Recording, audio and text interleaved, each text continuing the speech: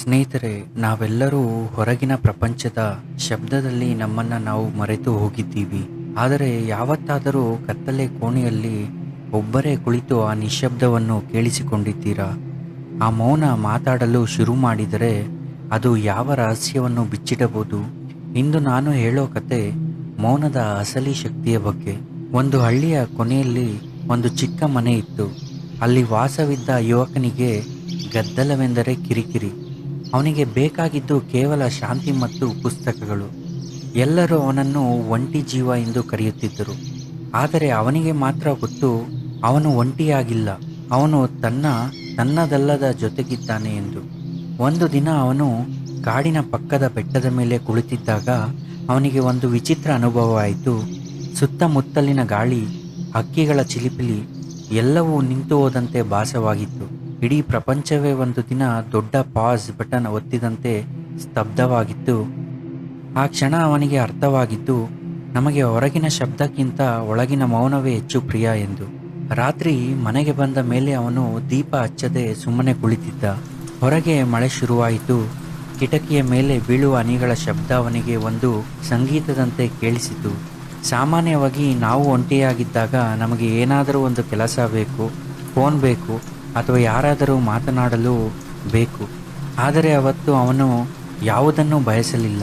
ಕತ್ತಲೆಯಲ್ಲಿ ಕುಳಿತಿದ್ದಾಗ ಅವನಿಗೆ ತನ್ನ ಆಲೋಚನೆಗಳೇ ಕಣ್ಣ ಮುಂದೆ ಬಂದು ಹೋಗುತ್ತಿರುವುದು ಕಂಡಿತು. ಕೋಪ, ಆಸೆ, ಭಯ ಇವೆಲ್ಲವೂ ಮೋಡಗಳಂತೆ ಬಂದು ಹೋಗುತ್ತಿದ್ದವು. ಅವನು ಕೇವಲ ಒಬ್ಬ ಪ್ರೇಕ್ಷಕನಾಗಿ ಅವುಗಳನ್ನು ಗಮನಿಸುತ್ತಿದ್ದ. ಅಲ್ಲಿ ನಾನು ಎನ್ನುವ ಅಹಂಕಾರ ಕರಗುತ್ತಿತ್ತು. ಬಣ್ಣದ ಬದುಕಿಗಿಂತ ಈ ಕತ್ತಲೆಯ ಮೌನ ಎಷ್ಟು ಸುಂದರ ಎಂದು ಅವನಿಗೆ ಅರಿವಾಯಿತು. ಮಧ್ಯರಾತ್ರಿಯ ಹೊತ್ತಿಗೆ ಒಂದು ವಿಚಿತ್ರ ಘಟನೆ ನಡೆಯಿತು. ಅವನಿಗೆ ತನ್ನ ದೇಹದ ಅರಿವೇ ಇಲ್ಲದಂತಾಯಿತು. ತಾನು ಈ ಕೋಣೆಯಲ್ಲಿ ಕುಳಿತಿಲ್ಲ, ಬದಲಾಗಿ ತಾನು ಇಡೀ ಕೋಣೆಯಾಗಿದ್ದೇನೆ ಎಂಬ ಅನುಭವವಾಯಿತು. ಅವನು ತನ್ನ ಮನಸ್ಸಿನ ನಾಟಕವನ್ನು ದೂರದಿಂದ ನೋಡುತ್ತಿದ್ದ. ಮನುಷ್ಯ ಯಾವಾಗ ತನ್ನ ಆಲೋಚನೆಗಳಿಂದ ದೂರ ನಿಂತು ಅವುಗಳನ್ನು ಗಮನಿಸುತ್ತಾನೋ ಆಗ ಅವನಿಗೆ ಯಾವುದೇ ಭಯ ಕಾಡುವುದಿಲ್ಲ. ಹೊರಗಿನ ಪ್ರಪಂಚದ ಬಣ್ಣದ ಬದುಕು ಕೇವಲ ಒಂದು ಸಿನಿಮಾ ಇದ್ದಂತೆ. ನಾವು ಅದನ್ನು ನೋಡುವ ಪ್ರೇಕ್ಷಕರು ಮಾತ್ರ. ಈ ಅರಿವು ಮೂಡಿದಾಗ ಅವನಿಗೆ ಒಂದು ದೊಡ್ಡ ಶಾಂತಿ ಸಿಕ್ಕಿತ್ತು. ನಾವು ಒಂಟಿಯಾಗಿದ್ದಾಗ ಮಾತ್ರ ನಮ್ಮ ಅಸಲಿ ಮುಖ ನಮಗೆ ಕಾಣಲು ಸಾಧ್ಯ. ಜನಗಳ ಗುಂಪಿನಲ್ಲಿ ನಾವು ಕೇವಲ ಒಬ್ಬ ನಟರಾಗಿರುತ್ತೇವೆ, ಆದರೆ ಏಕಾಂತದಲ್ಲಿ ನಾವು ನಾವಾಗಿಯೇ ಇರುತ್ತೇವೆ. ಬೆಳಗಿನ ಜಾವ ಸೂರ್ಯ ಉದಯಿಸಿದಾಗ ಅವನು ಕಿಟಕಿ ತೆರೆದ. ಜಗತ್ತು ಮತ್ತೆ ಶಬ್ದಗಳಿಂದ ತುಂಬಿ ಹೋಗಿತ್ತು. ಜನ ಓಡಾಡುತ್ತಿದ್ದರು, ವಾಹನಗಳ ಸದ್ದು ಕೇಳಿಸುತ್ತಿತ್ತು. ಆದರೆ ಆ ಯುವಕನ ಒಳಗಿನ ಮೌನ ಮಾತ್ರ ಹಾಗೆಯೇ ಇತ್ತು. ಅವನು ಈಗ ಎಲ್ಲರ ಜೊತೆಗಿದ್ದರೂ ಒಳಗಿನಿಂದ ಒಬ್ಬನೇ ಆಗಿದ್ದ. ಒಂಟಿತನ ಎನ್ನುವುದು ಅಪಾಯಕಾರಿಯಲ್ಲ, ಬದಲಾಗಿ ಅದು ನಮ್ಮನ್ನು ನಾವು ಕಂಡುಕೊಳ್ಳುವ ಒಂದು ಹಾದಿ.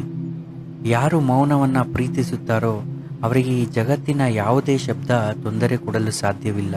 ಸ್ನೇಹಿತರೆ, ದಿನಕ್ಕೆ 10 ನಿಮಿಷವಾದರೂ ಎಲ್ಲವನ್ನ ಬಿಟ್ಟು ಮೌನವಾಗಿರಿ. ಆ ಮೌನದಲ್ಲಿ ನಿಮ್ಮ ಪ್ರಶ್ನೆಗಳಿಗೆ ಉತ್ತರ ಸಿಗುತ್ತದೆ. ಬಣ್ಣದ ಬದುಕಿನ ಹಿಂದೆ ಓಡುವುದಕ್ಕಿಂತ ನಿಮ್ಮ ಒಳಗಿನ ಅಸಲಿ ಬಣ್ಣವನ್ನು ಗುರುತಿಸಿ. ಈ ಕತೆ ನಿಮಗೆ ಇಷ್ಟವಾಯಿತು ಎಂದು ಭಾವಿಸುತ್ತೇನೆ. ದಯವಿಟ್ಟು ಮುಂದಿನ ವಿಡಿಯೋಗಳಿಗಾಗಿ ನಮ್ಮ ಚಾನಲನ್ನು ಸಬ್ಸ್ಕ್ರೈಬ್ ಮಾಡಿಕೊಳ್ಳಿ. ಧನ್ಯವಾದಗಳು.